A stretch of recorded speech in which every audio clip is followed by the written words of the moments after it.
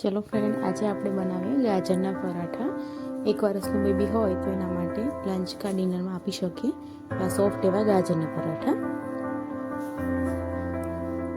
સૌપ્રથમ આપણે ગાજર છીણી લઈશું. એમાં આપણે હળદર, ધાણા જીરું પાવડર અને થોડુંક અજવાઈન અને થોડીક ચપટી હિંગ અને થોડીક લાલ મિર્ચ પાવડર અને થોડુંક મીઠું નાખી અને આપણે થોડુંક લીંબુનો રસ ઉમેરીશું.